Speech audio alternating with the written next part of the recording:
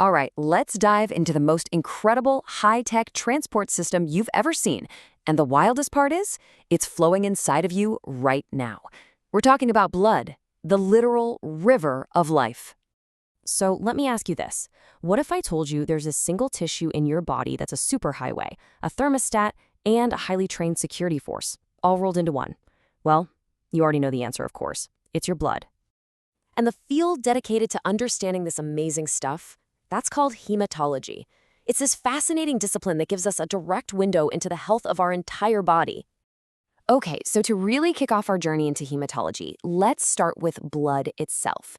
It really helps to think of it not just as some red liquid, but as this dynamic, life-giving river constantly on the move and doing a million jobs at once. Now get this, the average adult has about 5 liters of blood, and that entire amount, all 5 liters, does a full lap of your body about every 90 seconds. It's this unbelievably efficient, non-stop delivery network. So what's its mission? Well, it's got 3 huge jobs. First up is transportation. It's the ultimate courier service, dropping off oxygen and nutrients and hauling away the trash. Second, regulation. It's basically our internal climate control, managing body temperature and pH. And third, protection. It's both a mobile army fighting off invaders and an emergency repair crew that plugs leaks on the fly. But to pull all that off, blood isn't just a simple fluid. Oh no, it's a complex tissue, and it's packed with a highly specialized team of cells. Think of them as the cast of characters, each one with a super important role to play. First up, we've got the most numerous players on the team, the red blood cells, or erythrocytes if you want to get technical.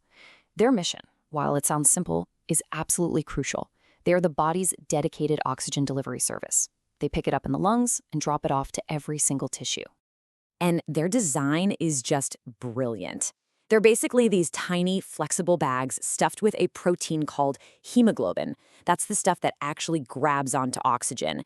And to maximize space for more hemoglobin, they literally toss out their own nucleus. This lets them squeeze through the tiniest blood vessels, but it also means they only live for about 120 days. Next in the lineup are the white blood cells, the leukocytes. Now, if red blood cells are the delivery drivers, then white blood cells are the security force. These are the mobile units of our immune system, our guardians against any and all invaders. What's so cool is that it's not just one type of cell. It's a whole coordinated defense team. You've got your neutrophils, which are like the first responders, the SWAT team. And then you have lymphocytes, which are the intelligence agents, creating a memory of past invaders to give you long-term immunity. They're always on patrol, ready to go.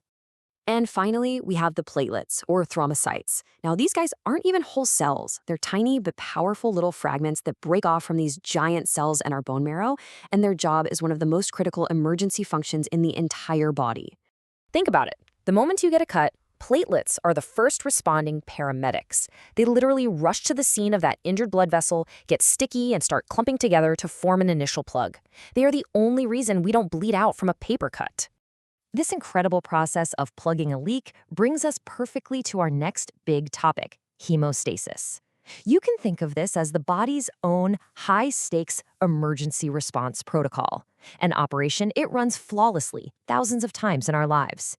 So hemostasis is way more than just that initial platelet plug.